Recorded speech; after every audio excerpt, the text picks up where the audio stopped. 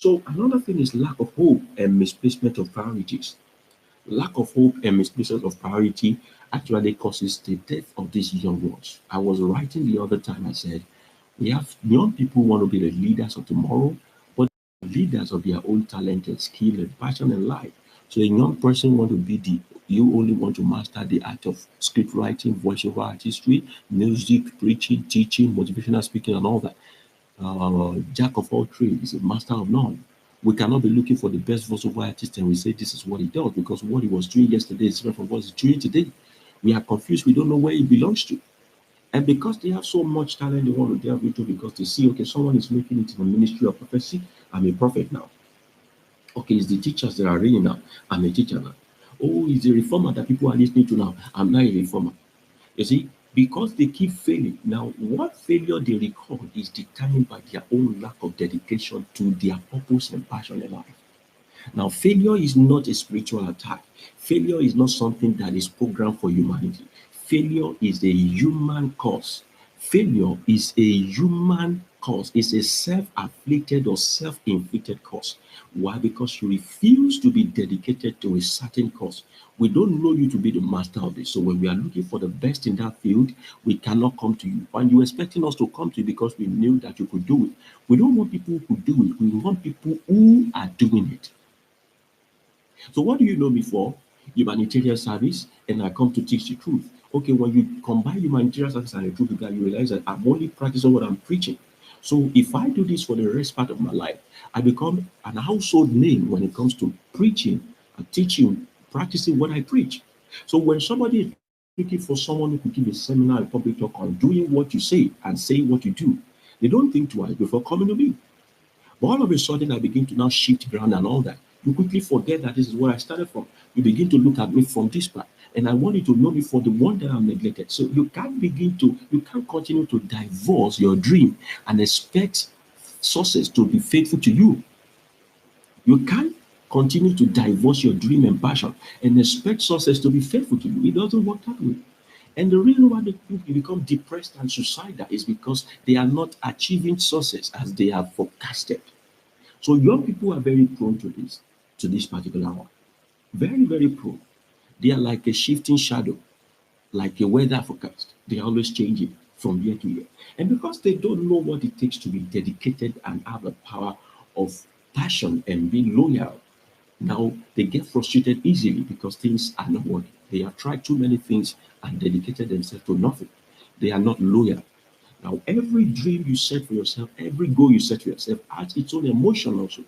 Now, you can't betray the emotion of voiceover artistry for music and you expect voiceover artistry to pay you. You get? It doesn't work that way. Everybody has said in real estate now. You suddenly jump your confectionery business and then you jump into real estate. When the payment or the proceed or the profit of confectionery business comes, it didn't find you where you are meant to be. You are in real estate now. And then you need to actually mark time for real estate to begin to take you serious. And suddenly you see, okay, it's traveling and blogging that is raining. You dump real estate and you move on something else. And then you become frustrated. You realize that you sow your seed in so many places and you reap nothing. You reap nothing. Jesus of blessed memory was saying something about the parable of the sower, of a man who goes about sowing his seed everywhere. He was sowing everywhere recklessly, without direction, without conscience plan.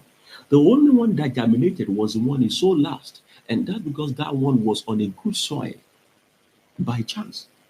So the lesson I got from the parable of the sower is the fact that if he had used his common sense and the power of dedication to sow in a good soil, the ones he wasted on the rock, on the thorn, and all of those things will not be a waste.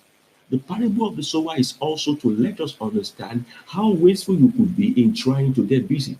So you could be busy and not productive. Compare that parable of the sower to that man called Isaac.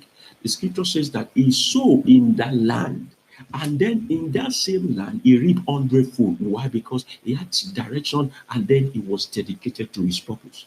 And because of dedication, the universe had no choice than to give him the profit of what he has done. These are the things that young people need to understand. See, you can't be on a fast lane and not expect to be in a joyride. And joyride always lead people to crashing. See, slow and steady win the race. Mark your time. There is a time for you to go and there is a time for you to leave. But young people want to leave before they go. Young people want to leave before they go. See, there is an age for you to invest deep the ground. Make sure you till it so deeper.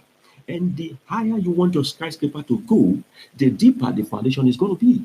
But don't you forget that the time you are using to dig foundation, people think you are doing this, people think you are doing rubbish. Some people don't even understand because they could not see the picture of what you are trying to build. So the deeper your foundation, the higher your skyscraper is meant to be. Then when they begin to see the result, they don't look at below. So many times the foundation is even deeper than the height of this building. So what people see is the iceberg on the sea. They are not seeing the rock beneath it. You get it, point? So that's the way it's supposed to be. So the collaborated termination and lack of hope and misplacement of priority is another kind of self-destruct. Another kind of self-destruct that we could do when we don't have purpose or when we don't focus on one thing. And somebody is responding and says, sometimes you don't know which yield result. Same way, not all investment work, even when you have done all you can and completed your due diligence. Yes, that's a place where the Spirit of God comes in.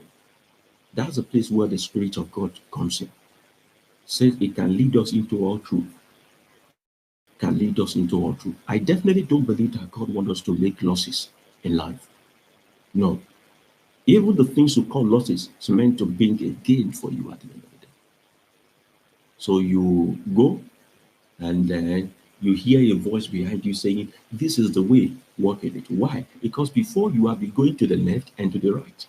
But you needed a voice to tell you right way to go to. So all of these things, you can't just wake up in the morning and follow the business forecast or something. Sometimes you also need to keep in touch with your higher self. That's why I always ask people to keep in touch with their higher self. Now there is God in you. How do you maintain contact with that God? Do you touch base with that God? There are things that the Spirit of God in you can tell you that no businessman can tell you in the world.